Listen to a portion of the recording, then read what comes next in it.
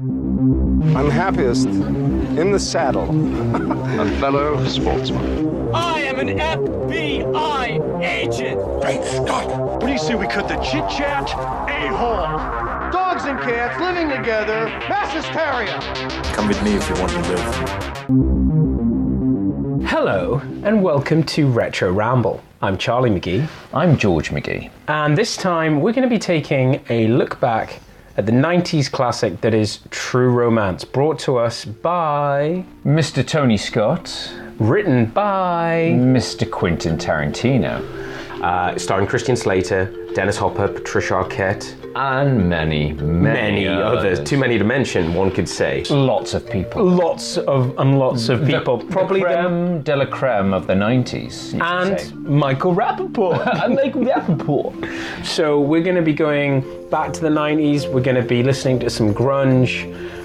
We're not ready for the onslaught of Tarantino films that would follow this. Whilst it's not officially a Tarantino film, it's a Tarantino script, but it's our first dallying into Tarantino territory.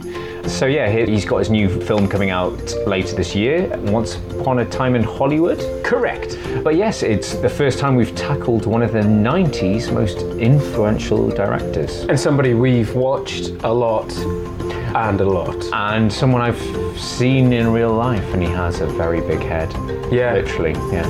But that's another story. Okay, that's the big head story. So we're going to be obviously doing the usual production chat, bit of trivia from George. We'll then talk about what we remember of this film, what this film means to us, what we like about it, what we're going to poke fun at. And as per usual, just a quick disclaimer, we're going to go to some interesting places with this film. We do respect it. There will be some bad impressions. We don't have issues with Sylvester Stallone. Yeah, we're not going to go down that road because there is an increasing number of people who listen to this podcast who actually take Sylvester Stallone a lot more seriously than we did. Then Sylvester Stallone takes himself seriously. Enough about Stallone. Then there'll be the usual features, Coulda, Woulda, Shoulda, suspicious spin-offs, and just the usual stuff that you have all known to come and love. And for anybody who's a first-time listener, thanks. Yes, so just to give you a bit of housekeeping, we are not film professionals in any shape or form. We are film lovers. We're not getting paid to do this. We are, what? Anymore. There will be spoilers from the very off. There will be lots of bad language, especially this being a Tarantino film. As Charlie said, there's more than likely to be bad impressions. You will probably have to drink lots because this is starring Christopher Walken. And yeah, that's about it. We aim to entertain, and we aim to give you a bit of trivia. Yeah, so we hope you enjoy this episode. You can follow us on the blog and all the social medias. But here we have it. We have True Romance. So I don't know what we do to get in the mood. I'm trying to think what sort of music we were listening to back then. I'm just going to uncover my steel drums. Yes, George is going to got George and Hans Zimmer on steel drums at the most inappropriate times just to keep things upbeat. I bought him off the guy who did the Big Commando soundtrack. Yeah, exactly. Yeah, what was it about steel drums? I think just we're going to go and do it. Guns pointing at each other, Mexican standoff, loads of coke. Lots of coke, lots of shouting. Lots of feathers, and we're both wearing a wire, which is not a lie. So, here it is, coming in your ears, True Romance.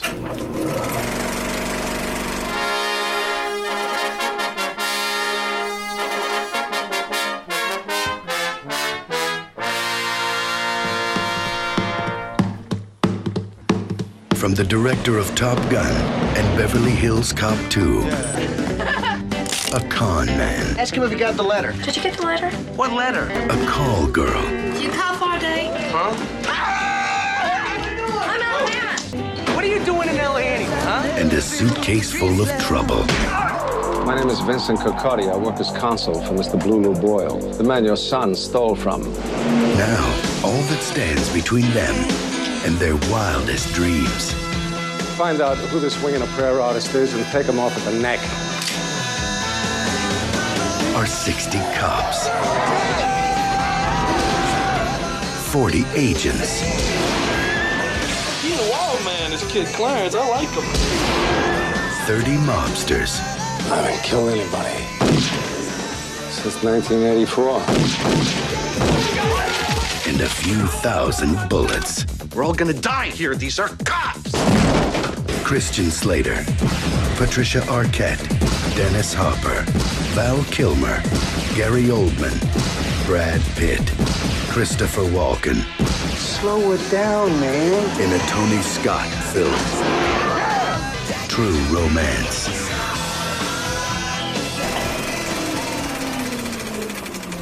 So, George, True Romance, 1993. Tony Scott. What's he ever done?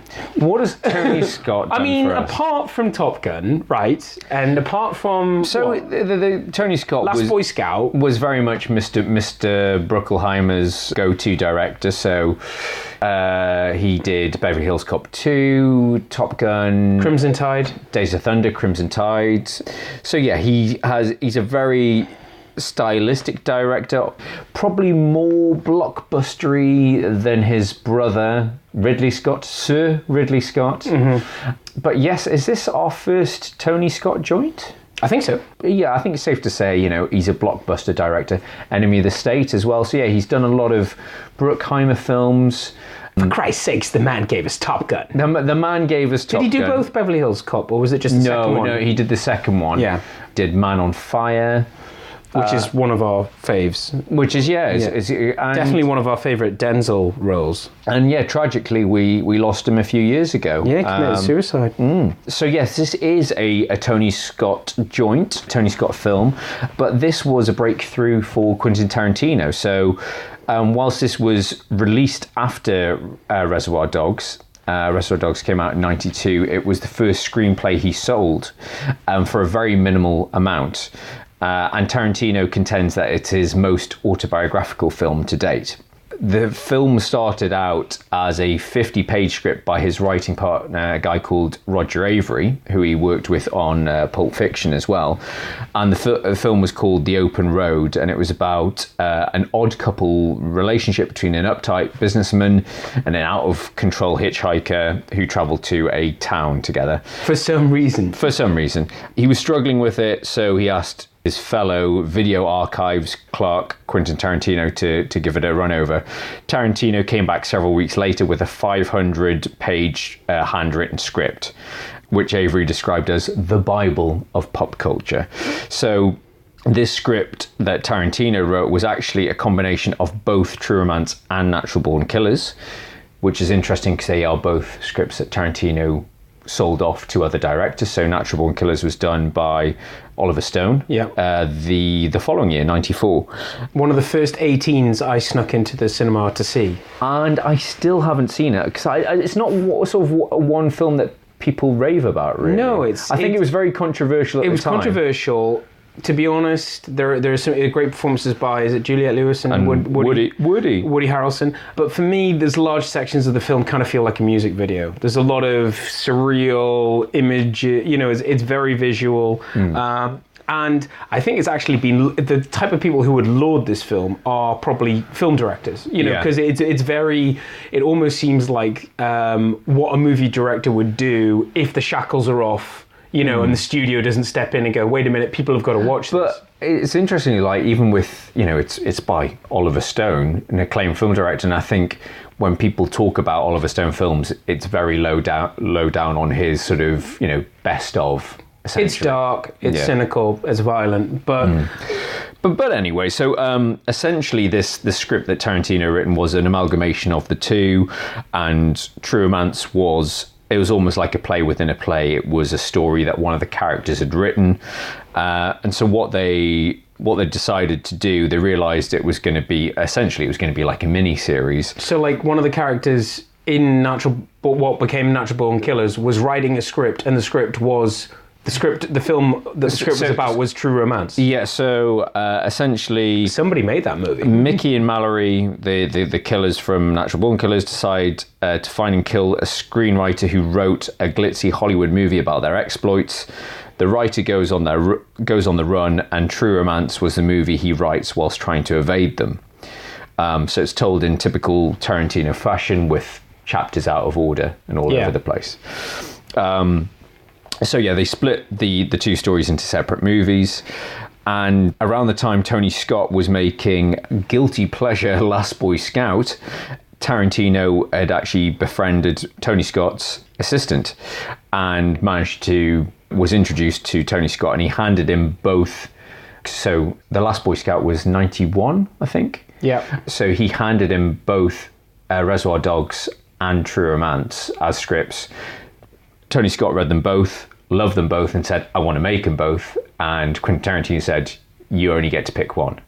So, interesting. What do you think his motivation was behind that? I think he was... Because for me, looking back, it almost seems like he was always his plan to be, he wanted to make movies. He's like, I'll do a script, it'll turn into a movie, and when it's successful, I will direct the next one. Do you know what I mean? It was almost like, that's what it looks like looking back. I think he was hedging his bets, essentially. I think he'd written these scripts and he was like, I want to make one of these, I have to make one of these to make my calling, to make my imprint on Hollywood. But he obviously wanted to sell one to get his foot in the door and get his name round. So I think it was like, I'm not just going to be a screenwriter, I want to be a filmmaker sort of type thing. So he was going to make one of them, and well, I think it was probably fortunate because I think out of the two, Reservoir Dogs is a lot more lower scale, isn't it? It's guys in a room. Whereas the scope of True Romance is quite extended, and obviously the cast as well. Can you imagine a Tarantino version of True Romance as well? I don't think it would have been well received as the Tony Scott version. Yeah, well, that's it. I think at the time he was the Wonder Kid, and his name was getting around Hollywood, and everyone wanted to be on it, and that's why it's attracted such a good cast, because he was that buzz around Hollywood of this Quentin Tarantino, he's such a writer. Let's talk about the cast. So we have Christian Slater, Patricia Arquette, Dennis Hopper, Tom Sizemore, Chris Penn, Michael Rappaport, Val Kilmer, Gary Oldman. Wow. Samuel L. Jackson, who is on the DVD cover. Right. His name is on the DVD cover, and he has, depending on when you bought the DVD, 30-second screen time. Oh, it's a couple of minutes, but it's minuscule. And there's someone we're forgetting. I don't know. It'll come to us at some point. The Antichrist. Vincent Coulda. So essentially that's how it started. So Tony Scott picks True Romance because he's a reliable, he's a big name in Hollywood. It's this hot and up and coming scriptwriter, Wonder Kid of Hollywood. Everyone wants to be in it, so he's attracting, big cast, and obviously, as standard fashion, we'll go into detail about some of the coulda, woulda, shouldas in that cast. Shall we crack on with our sort of overview of the film? Well, before we do that, let's set the scene, because we've got little unknown music soundtrack guy. It's only Hans Zimmer. Ruddy Hans Zimmer. And of course, what music do you associate with Hans Zimmer, or what should you really after watching this film? It's the steel drums.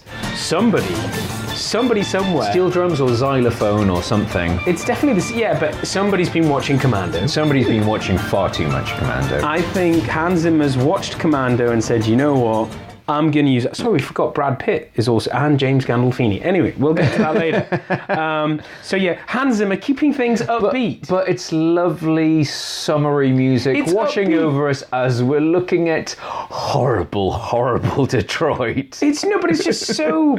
It's so contrasting. It's just like... Think of the homeless, Derek. Yeah. Derelict. People cowering around a burning oil drum. Yeah, it's not painting the prettiest picture of Detroit, but it is. You've got this upbeat steel drum. You're thinking of somewhere in the Caribbean when in a really dark place. So that's interesting. But it ties into that, I think, the whole aesthetic that Tony Scott's going for and what Tarantino commented on the adaptation. It's a very fairy tale approach, whereas I think Tarantino's version would have been more real and grittier, gritty. Yeah. So yeah, in terms of a synopsis, interesting protagonist. We're going from kind of comic book store loser to surefire gangster to father, and all I can think is poor Alabama. All she wanted was a change of clothes. And in terms of Clarence's defense, Elvis made me do it. Elvis told me to kill those people. And for anyone who's into the same sort of films we are, and I hope you are because you're listening to this podcast, but when you say Val Kilmer and playing Elvis, all you can think of is Top Secret. I'm sorry. How silly can you get? How silly can you get? So, yeah, I mean, that's where we are. I've watched this film so much. I have not, in my defense. I think it's funny you made that comment about the DVD before. I think it's one of it must have been one of the first DVDs I bought, because it's one of those vanilla DVDs which has this really expensive looking cardboard sleeve, and it has absolutely no special features on it. I bought the video. So that tells you what this film was. I think this I can clearly remember, and it's weird how you remember the films that you have on video, but and you forget how, in our scope of things, how recently we were watching videos. Like I had The Matrix on video, and there were... It was probably one of the last videos. Yes, probably one of the last videos. But yeah, I mean, this was a big film for me, so I was about 13 at the time of watching it. Obviously slightly underage, but me and my friends, we were all into it, and just with the cast, and then we were on this... The swearing, the racism. The violence. The sexual tension. Oh, the violence. Yeah, I mean...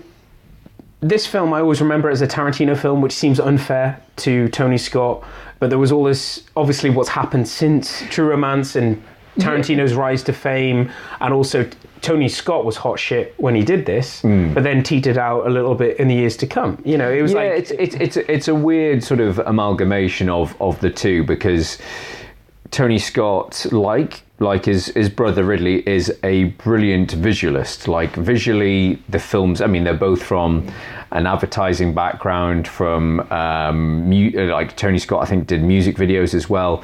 It's very slick. It's very... All the action scenes are perfect. Yeah, the editing. The gun noises. The visuals. Yeah, the sound effects.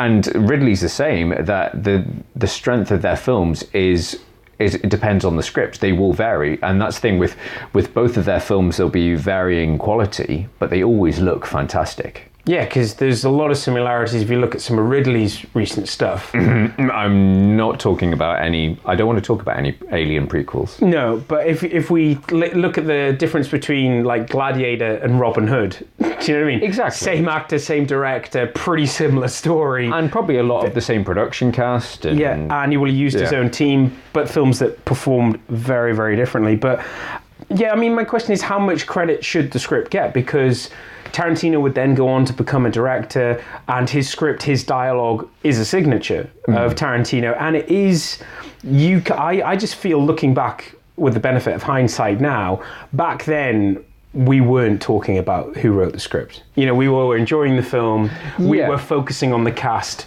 we were wowed by what it was. We weren't looking, I mean, maybe you were, because you were always into this sort of thing. No, but when you think about it, it was... I don't know, maybe it was because of age and location, but I don't think really sort of the Tarantino thing really hit us until Pulp Fiction. Because Reservoir Dogs, like, it was all about, it was banned and you weren't allowed to see it, and it was all about the controversy.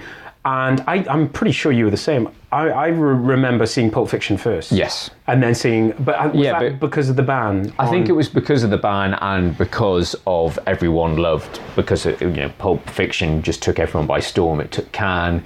It was, critical hit. But Reservoir Dogs was the video that people eventually got around to seeing, whereas Pulp Fiction was the cinema event which made everyone go back and watch Reservoir Dogs. Yeah, and it was the must-see film. I remember sort of watching that on video, and that's only a couple of years later. I remember being desperate to see that because everyone was talking about it. Well, Reservoir Dogs, yeah. No, Pulp Fiction. I think it must have been, sort of, it was a bit later on. So I think that was a thing that... Isn't that so funny that it was an event for us to watch it on video? Yeah. Well, that's it, It's what I'm trying to remember if I would have seen that at the cinema. But enough about Pulp Fiction, because that's what, 93? 95, okay, yeah. So, and we'll obviously get to that. So yeah, there's a lot of telltale signs of that show the sort of the age of this film. Smoking in the cinema, smoking everywhere. I don't even remember anyone smoking in the cinema. No, I think that was very or maybe it's an American thing. I think it's an American thing because, and I think it's still the case now, different states have different laws. Yeah. But I also am ashamed to admit, for all my sort of my film knowledge, my martial arts love, I've never seen a Sonny Chiba movie. A little before our time. Yeah. I would say that's the reason why. And it's very cult. Yeah. It's very cult. I think I did own the Street Fighter on DVD, and then it never left. But we watched some Bruce Lee. We had Van Damme. We didn't need any of the classic stuff. Exactly. We had a walking modern day classic. Walking, dancing, sexual split classic. Master. But yeah, it is. Clarence is total geek wish fulfillment. Yeah, as you say, he works in a comic book store. He loves martial art movies, but also that gorgeous tart with a heart also instantly falls in love with him over his love of comic books. Yeah, it's likely. It's very likely. Which leads us to the love scene. It's another Tony Scott silhouette sex scene. This is so reminiscent of Top Gun. It worked that time. So what do we need? Well, we need soft focus, blue lighting, close-ups. We can't show any tits or ass, so just lots of lips. Oh no, lots of mouths touching. Oh no, so as long as there's some side boob. It's a bit like a Bond opening. As long as the nipples are silhouetted, it's fine. Yeah. So it's what I call Tony Scott erotica, scarotica. Like it. But yeah, they are such. After that, they instantly fall in love, and throughout this film, they are such a goofy couple, and it's so funny. I mean, the backdrop or the front drop, whatever you want to call it, but the backdrop of all this violence that's going on, and I just think that somebody needs to do a supercut of a True Romance sequel, but in a Disney voiceover. Somehow, love finds a way. It's very much like the way that they are together. In a way, Alabama's opening and closing voiceover is very sort of dream-esque. It's very sentimental, very affectionate, and it is kind of jarring against, and I suppose that's the whole point of it, against that backdrop of violence. But the cutesy couple, and as I say again, all she wanted was a change of clothes, which brings us to the first tete-a-tete mono-y-mono of Clarence versus George. Is it White Boy Day? I'm not sure. Is it White Boy Day? He's a motherfucking Charlie Bronson. What a performance. I mean, Gary Oldman, how many Oscars? At least one under his belt. And again, this is really young. Yeah, I mean, I think he was doing, Dracula must have been around a similar time. Lots of makeup. But apparently Gary Oldman said, I hadn't read the script, I knew nothing about it. Tony Scott and I went for tea, and he said, look, I can't really explain the plot, but Drexel's a pimp who's white, but he thinks he's black. That's all I need to hear. I said, I'll do it. It is such an amazing performance. Literally, the dreadlocks. 10 minutes of screen time. The dreadlocks. It's so quick, because we talked about this before.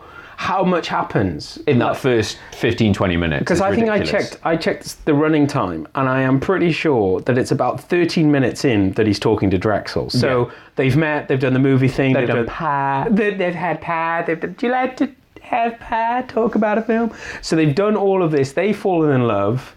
And he's having the face-off with Drexel, which is an amazing scene. It's ramped up by the backdrop of some 90s techno, pounding techno. I'm half expecting someone to come in and scream Mortal Kombat.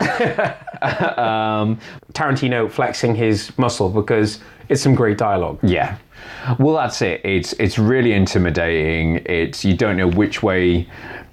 He does that brilliant tense dialogue, but you don't know where a scene's going to go. It's a bit like the whole Inglourious Bastards, one of my favourite Tarantino scenes, that scene in a bar.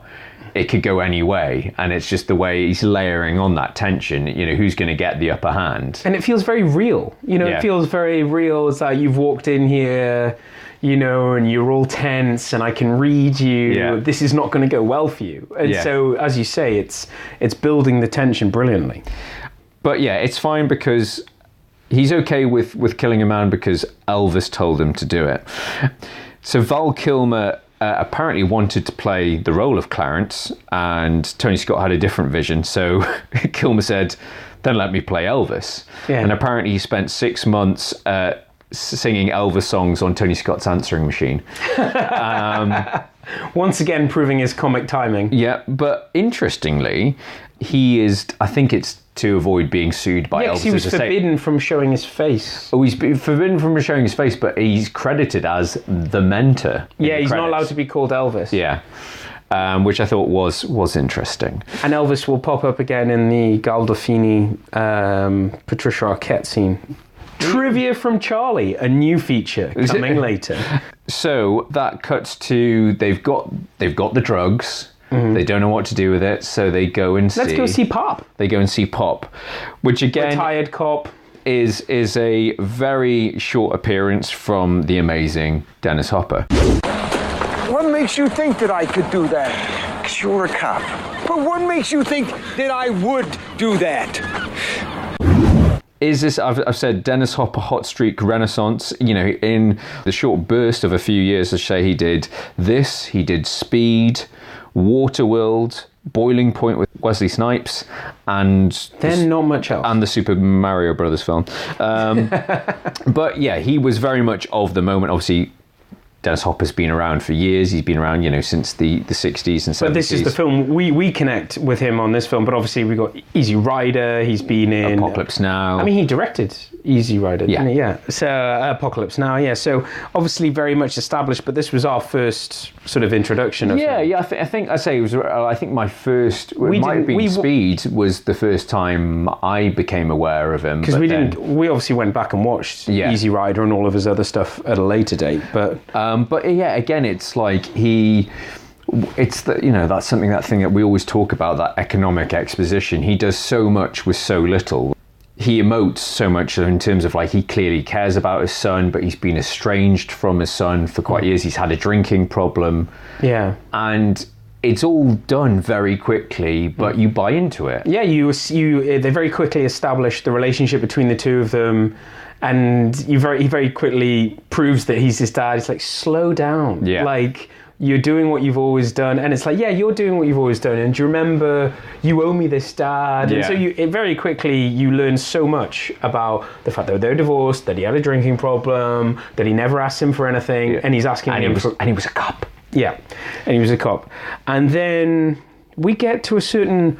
mono or a monologue off. We get to the Sicilian scene.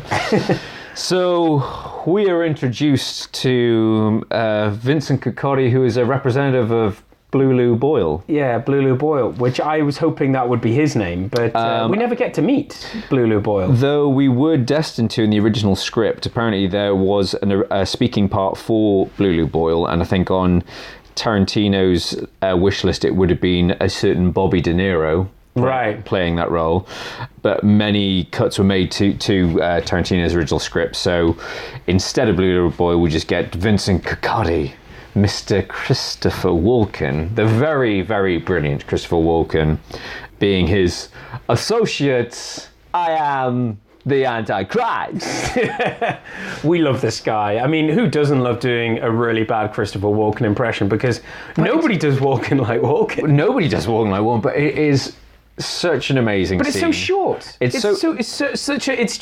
him and Hopper, and you could take that scene, you could show it to anyone, they were like, I want to watch that movie. It's like, yeah, but neither of them are in it ever again in that film. But it's I remember it was such a talked about scene because yes, it is very controversial. It's very violent. It's very racist, but it is two Hollywood greats at the top of their game. Eating the scenery, but not out acting each other, but just they've hit a rhythm and they're just giving it as good as each other. And again, it's that brilliant way that Tarantino can spin on a dime that, oh shit, Dennis Hopper is fucked. He is, they're going to kill him. They're going to kill him. How's he going to go down? Cocotti says, everyone's got to tell. I know how people lie. There's 13 different tells. Yeah. I've got you completely read like a book. But Clarence and that bitch whore girlfriend of his brought this all on themselves. I implore you not to go down that road with them.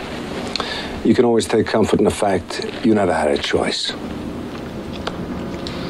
Look, I'd like to help you if I could, but I haven't seen Clarence. And then Hopper completely floors him with the history lesson, the origins of the Sicilians. And apparently Tarantino said it's one of his proudest moments. He said he heard the whole speech about the Sicilians from a black guy living in my house. One day I was talking with a friend who was Sicilian, and I just started telling him that speech, and I thought, wow, this is a great scene. I've got to remember that. Yeah. So yeah, Tarantino's probably offended some poor Sicilians out there. But yeah, it's phenomenal in the way that Scott lays on. I think there's some opera music rising through. It's brilliant, and the tension building of I think I will take one of those Chesterfields now. Yeah, and then and you can see that there's torture going on, and he does what I think, in the words of a samurai, would say is a great death. It's an honourable death where he stands to meet his maker, and he's like, yeah, I know how this is going to play out. So. This is how I want to go. And then there's the real kicker, and he goes, now tell me, am I lying? Yeah. And to be followed up with the, I haven't shot anyone since 1984. No, I mean, I think part of the genius of that scene is the brevity, is the fact that both of them are, as you say, having a great time and do great delivery, and then it's over before you know it. And it's on to the next scene. Yeah. And we don't get to see him again. I know, sadly not.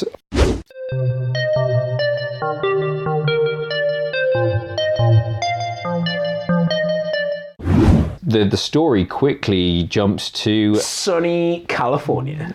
Horrible Detroit is long gone. It's a Tony Scott movie now, loving, the sun rising, airplanes rising, that lovely smoggy haze.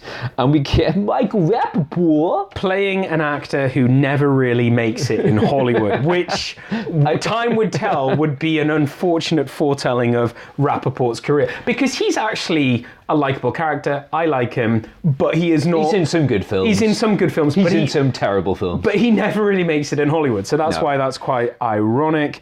And we also get to meet Floyd. Well, yeah, and what I'd like to say is back at when this film came out, Brad Pitt was Mr. Heartthrob. You'd be annoyed, girls in your class would be talking about, oh, Brad Pitt, Legends of the Fall. This was the film where Brad Pitt became cool. Well, and it was a great role for him to pick. Well, apparently he begged for the role because he'd been in Thelma and Louise, obviously a Ridley Scott movie, and that was his breakout role. He was the sort of, as you say, hot piece of ass in that. But he lobbied for it. He's like, oh, I want to play the roommate. And Tony Scott was like, are you serious? He's like, yeah. You're just a stoner who sits on the couch all day getting stoned. He's like, that's my life right now, man. No, I think he brought all of that. Like, he brought the whole thing of him being a stoner. I think he was just Richie's... Is it Richie? Michael Rappaport's character. I think he was just his flatmate. He wasn't a stoner. And he brought all of that to it and did a lot of improvising as well. That...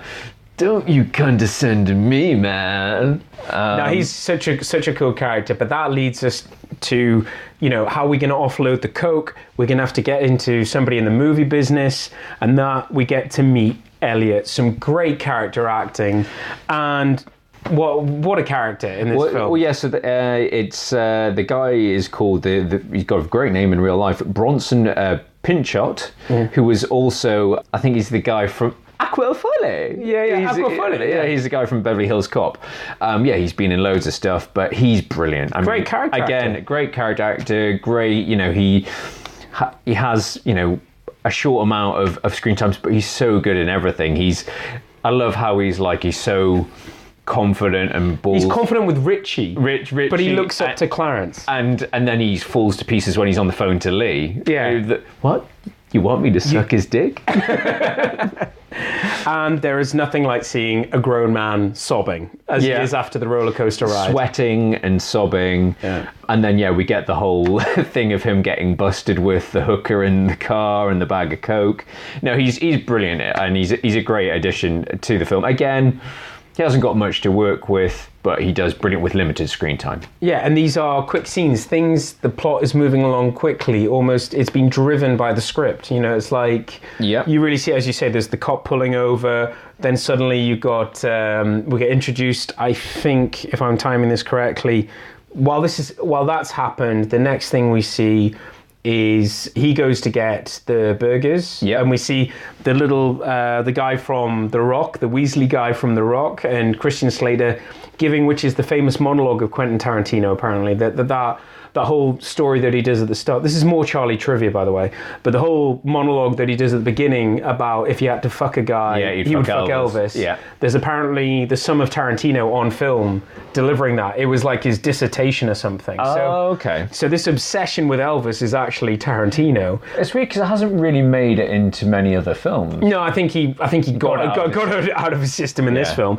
But then he's talking to that guy from The Rock saying, yeah, man, you know who really scare me? It's those damn Elvis fanatics. Damn Elvis fanatics. And the guy just looks at him as if to say, you mean you're not one of those nuts? But whilst what's going on in the background, we've got Alabama versus Gandolfini. Some little known guy called James. So where are we? So like this is obviously before Sopranos, but how far? 6 years. I had to look this up because I was like, James Gandolfini is so good in this, and it's like, why didn't you get more work? Because I remember him popping up in Get Shorty, which was another menacing mob character, no doubt. But no, he's the heavy, but he's the heavy with the heart of gold. He's like the stunt man that actually changes, his. But once ways. Again, playing on his appearance, on his appearance. So this is 6 years before he made it the big time with Sopranos. But you've got him saying, he looks at her and he's like, you are unbelievably beautiful, and she's obviously thinking, you are unbelievably terrifying. And then he smacks her in the face, doesn't he? Well, yeah, but it was the 90s. That was acceptable back then, right? I think that's it. That one of the things I remember about this film, like the first time. It's an uncomfortable scene. It's a very uncomfortable scene, and I just don't think you could get away with it these days, especially in the Me Too era. It literally. She triumphs in the end, and I think that's the only way that this becomes palatable is the fact that it's such graphic violence towards. But she takes such a beating. It's the fact that she triumphs at the end, and I think that's the only way you could get away with it. If Clarence came in and saved her at the end, you would say that was completely unnecessary violence. But the fact that she takes him out, and it's this prolonged fight, it's this fact that, and it's a way that it's not a clean kill. She stabs him multiple times with a corkscrew. And she hits him over the head with the Elvis bust. With the Elvis bust, which was the one I was talking about. Elvis will appear again, and then there is. She hits him over that. She gets him with the shampoo. Then she hits him over the head with the toilet. My eyes. Yeah. Then she hits him over the head with the toilet slab. And then the flamethrower with the deodorant. Yeah, I mean it's so she gives as good as she gets. But you're quite right. In today's much more socially aware, I'm not sure you would get it. But there is a great monologue from him on First Kills, which made me think of Casino Royale. When he's talking about what it's like to kill the first person and then you kill the second, and you're he's establishing himself as a hired gun, and that for him this is just work. Yeah, and she realizes that's her only way out. She has to kill him. Yeah, and I think that's what. So once again, script doing the work, script driving the plot along. But then it gets more lighthearted because we get the arrival of Tom Sizemore and Chris Penn. So our guy Elliot Blitzer, he's making a deal between them and his boss. Big-time fucking movie producer named Lee Donowitz. He did the movie Coming Home in a Body Bag. A Vietnam movie? Yeah. Good fucking movie. Fucking A. Hey. Which one of us is bad cop? I don't know. Does it matter? We're both from New Jersey, but we're in LA. It doesn't make no sense. Yeah, so that's one hell of a movie. Two cops, one classic captain, and another... An angry captain. An angry captain who's not so sure, but... That's another very smoky, cop-filled room. Smoking. That was when it appeared to me. I was like, wow, everyone is smoking literally everywhere. But you love those two. Once again, brevity. They're not in it long. They've got great chemistry together. They, you get to feel like they've been partners for years. They're looking to make that big case. You think I like this hair, man? Oh, sorry, that's the wrong Tom movie. Sizemore undercover in another film. Yeah, Elliot they know they've got him by the balls, and you know, they're like, this guy would sell his mother, you know, I think is how they describe. Literally got him by the balls with that wire he's wearing. Yeah. So we get to meet Lee Donowitz, producer of Coming Home in a Body Bag. Not to be confused with one of our favourite producers of all time. Yeah, so we've talked about him a lot over previous Retro Ramble episodes. So the acclaimed movie producer Joel Silver, this is apparently a very, very close to the bone parody of him. And when the guy who plays Lee Donowitz auditioned for the role, Tony Scott said to him, "You've got him exactly right. That's so Joel." And he was like, "Joel? Who's Joel?" I was just doing this like hyped up movie producing, and Scott said, well, it was too much on the nose. Well, no, Scott said it was brilliant. And he said, the Hollywood satire is affectionate, but Joel didn't talk to me for a while after that, because obviously Joel Silver produced Last Boy Scout, and I think... This is how you repay me? Yeah, exactly. I think they kind of rubbed each other the wrong way on Last Boy Scout, so I think it was payback. Tony Scott letting off some steam. But yeah, he's a brilliant character, Lee Donowitz. He's camp, he's seductive, he's catty, he's brilliant. Yeah, again, he treats Elliot like shit. He's got his armed security guards, he treats them like shit. But he's paranoid as hell. He's paranoid as hell. And it's the closest you're ever going to get to see to Joel Silver being in a film.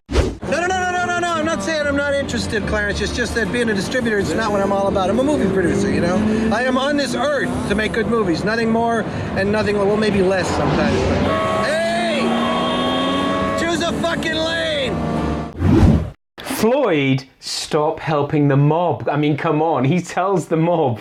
He tells both... Gandolfini where to go, and he tells the mob where to go. And he always seems to be watching the Emilio Estevez movie Free Jack. Yes, I noticed that as well. Yeah, but I just love it how doesn't he offer the mob to sit down and smoke a bowl with him, or is it Gandolfini? He's like, no, it's when they arrive on group. Yeah, do you want to stay a while? Yes, do you want to sit down? Condescending pricks. Don't condescend me, man. So they the mob turn up at the hotel, which is the same hotel from Beverly Hills Cop 2, which has I think that's the shooting range one because it's with Bridget Nielsen. Bridget Nielsen, who I always call Bridget Fonda. Yeah. Charlie, I forgot to tell you something. I hate cops. Lee. Just like, why did you hide the overly aggressive security guards with the machine gun that hate cops? Yeah, I hate cops. I'm not going back inside. So the mob enters the hotel. Nothing to see here. No one flickers an eyelash. They've tooled up to the master. They've spent about a few days just loading their shotguns. But Lee has some suite. He does have. He's got a garden, a fountain. Yeah. It looks like a good place for a shootout. So, Mexican standoff. What would then become obviously, the Tarantino signature in many films to come. So you've got cops, security in the middle with Clarence, Alabama, and Richie. Yeah. And then on the other side, you've got forget about it. You got them coming in. There's a shootout. Everyone's covered in coke. And there's feathers everywhere. Cocaine snow. Everyone dies. Well, apparently in Tarantino's original script, Clarence was supposed to die, and Alabama takes off with the money. And apparently Rappaport was always spared because he was sort of the dumb, innocent one. Yeah. But then Alabama gets mentioned in Reservoir Dogs. As working with, I think, Harvey Keitel's character. So maybe that's the link of where she goes after True Romance. Yeah, so in Tarantino's mind, she probably turns up with a big bag of coke, and that involves... Yeah, that's how it sort of spins out there. And he was actually initially opposed to the decision to make the happy ending, but as I said, he sort of... Tony Scott says he fell in love with the two characters and just didn't want to see them die. Yeah, okay. So that's why he gets shot, but just blinded. And we have the final scene of Always Loved You, Clarence. Always will. Always will. So I think, because I like to make Jeff and Celine wait a while, are we going to go into our suspicious spin-offs feature?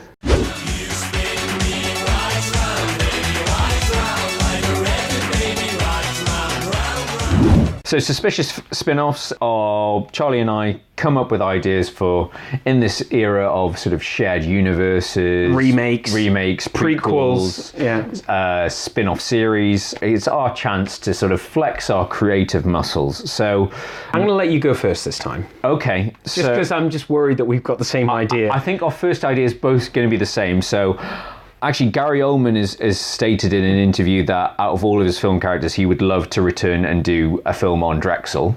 And so would we. And so would we. So yeah, my first idea is a Drexel and Vincenzo Cocotti sequel. I want to see more about the mob and the mafia. You've obviously got the Walken film King of New York, but I want to see the Antichrist of Detroit. Yeah, I want to see that film where his last kill in 1984. I want to go back to 84. Yeah, go back. Still, Charlie's stuck in 84. Yeah. But yeah, I think so. Both of us have come up with the same Suspicious spin-off in that we want to see a film with Walken as the mob boss, with Drexel and Samuel. Yeah. Samuel L. Jackson's character. Want to see more of Samuel. Yeah. So that's one. But my second idea is a Quantum Leap style show where Elvis turns up in people's lives as an imaginary friend. Telling them to kill people. Yeah.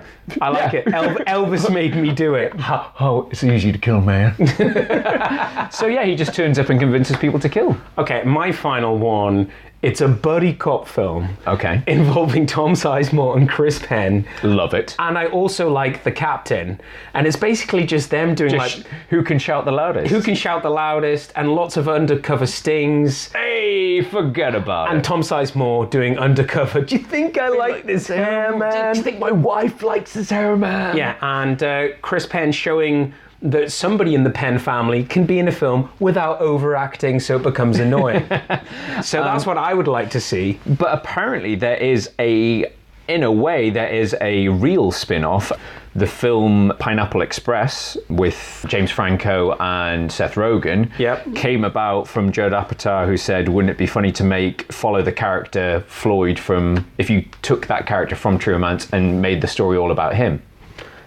Yeah, because I know that I enjoyed watching Pineapple Express. It's a stoner movie. It's got the guy from Midnight Caller. What's he called? Gary Cole. Gary Cole in it, and yeah, it's also got the other guy who does all the impressions, all the voices. Bill Hader. Yeah, he's in it. So that's an enjoyable, very stoner film. But but I can't see the connection with Floyd right now. I think I need to go and get stoned and watch it again. Yeah, well, just looking for an excuse to get stoned, basically. I think that was it. It was just to basically follow, what would happen if Floyd got chased by the mafia.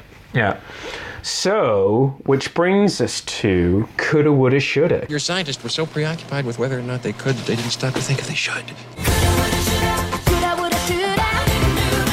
Coulda, Woulda, Shoulda is when George fills us in on the other actors of the time that were considered for the roles. And with an impressive cast that was established for True Romance, I'm very interested to hear who was considered but didn't get it. So yeah, as I say, everyone was trying to, it was a hot script, it was a big director. Apparently, according to Patricia Arquette, Tony Scott really wanted Drew Barrymore for the role of Alabama, and she even said he was obsessed with her. He had pictures of her wearing little outfits, but I think she was unavailable, which sounds something about him leaving voicemail messages of a nondescript nature. Singing Elvis down the phone to her.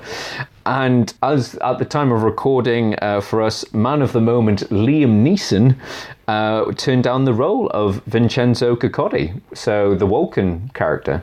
God, I'm glad that didn't happen. Yeah, but apparently Tarantino, being Tarantino, wanted the role of Cocotti to be played by Robert Forster. So Who's he? Robert Forster is the B-movie character actor who is the bail bonds guy in Jackie Brown, the guy that helps out Jackie Brown. The one who has a thing for Jackie Brown. Yeah, the old guy.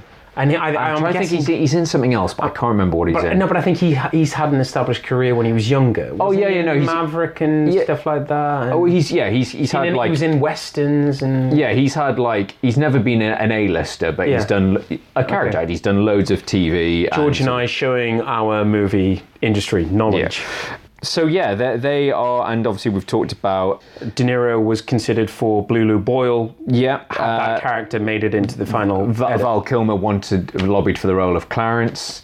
I think Tarantino wanted Joan Cusack as the role of Alabama. Sorry, that's just me doing Christopher Walken again. Yeah, but I know obviously in terms of that's coulda, woulda, shoulda, done, dusted. But let's talk about Patricia Arquette for a moment because. What have you done for us lately? No, but I can't remember in anything else. I know that she has been in other things, but I mean, she has such a presence. She's an intelligent, accomplished actress, but I can't remember seeing in much else. No, but I don't remember really liking her in anything else. Like, she is... No, but I mean, what else is she... What is she? The only thing I can think of, she was in a sort of horror film called Stigmata, but she was in... Oh, that was terrible. Is that not Johnny Depp? No, he's. You might be getting confused with The Ninth Gate. Yeah, I'm getting confused with that. Yeah. But she was obviously in Boyhood. As the mum, yes. Who keeps picking this. I think that's the bookend. You know, I watched Boyhood thinking, one, the character is great, and that's such realistic of that we always make the same decisions, bad or good, when it comes to picking people that we want to be with, men and women. And I think that's what's great about Boyhood. But I remember watching that going, what has she done in between Boyhood and True Romance? Well, I think she maybe just didn't have the best agent, but I just remember like stuff she was in, she was a bit of a damp squib. But in this, she's brilliant. She's so much of this film. She's very sexy. She, really gives it her all. There's that innocence, that purity.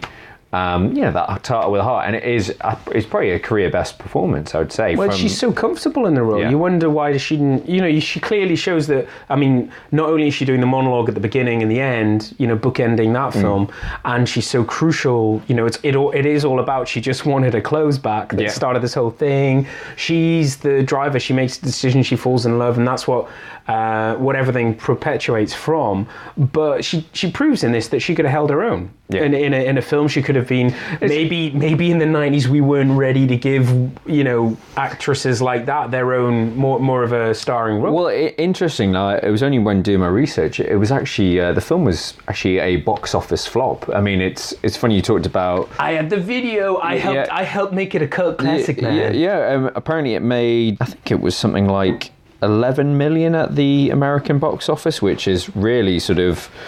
A bit of it, 11.5 at the box office, and I think that was one of those $100 million films. So. One of those cult classics that really picked up on video, and obviously as Tarantino's name got bigger, probably got more traction there.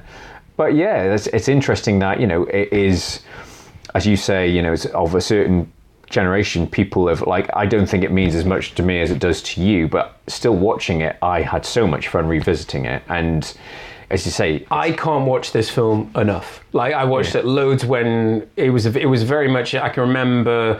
It's always funny about movie collections, going back to the days of physical media. I don't know about you, but I always remember when I moving flats as a student, because the largest thing to move is the bloody movie collection. Because George and I have, I think, over the years between the two of us, I think it's probably 1,000, because I think at one stage we both easily had 300-400 films each, and then there was crossover. So we've. And that's what I remember. I remember, got to take my True Romance, it was... I haven't watched that in a while. Yeah, lots, and then obviously it's been a while since I watched it, and watching this I was like, man, I love this film. And it's one of those films that it stands up to repeat viewings, and I mean, it is I think I might have watched the Walken scene by itself a few times just on YouTube. I mean, it is very much a product of its time. It's very 90s. It's very Tony Scott-esque, but it has so much. But we love that. Yeah, we love the 90s. Clearly. Yeah, and this podcast demonstrates that. And it is an amalgamation of everything. It's you've got the Tony Scott visuals, you've got the Tarantino dialogue, and you've got some amazing actors. It's got so much in it. Yeah, and it's so many things that would later go on to become the signature that is what we know and love about Tarantino. So That was True Romance. We hope you've enjoyed it. Thank you for listening. Anything else you want to add? No, just the usual obligatory. If you enjoy listening to these podcasts, tell your friends. Tell your friends. Tell your enemies. Like us on iTunes. Give us a review on iTunes. Tell people at work. Tell people. Just tell a stranger on the tube, on the bus. Play it at loud volume so your neighbours can hear. Just shout it out the window at someone. Hey, you! Listen to Retro Ramble and then drive off. Yeah. So, but maybe don't do that. Yeah, if you do enjoy this, share it with like-minded people. And the feedback we do get, does mean a lot to us. Yeah, so thank you very much for all the comments and an increasing number of people sharing us on the Instagrams, on the Twitter, and on the Facebooks, because that's getting the message out. So no, just a very big thank you. Next time we will be back with Ridley Scott's favourite sequel that he pretends doesn't exist. Yes, Aliens, a very big film for us. This time it's war. We're going to Nam, space. Yeah, so one of our favourite incarnations of the Alien saga, the one that Ridley Scott doesn't want to talk about and forgot about when he made Alien Covenant. Yes. So we're going to have a lot of fun. That's not so much a special, but I think it is a film we're going to talk a lot about. And we know, because of the people that enjoy this podcast, that it's a bigger film for our listeners as it is for us. So we're going to give it the due that it deserves. Yeah. So tune in next time for that. Thank you very much. I've been Charlie McGee. I've been George McGee. And we'll see you next time. Bye-bye.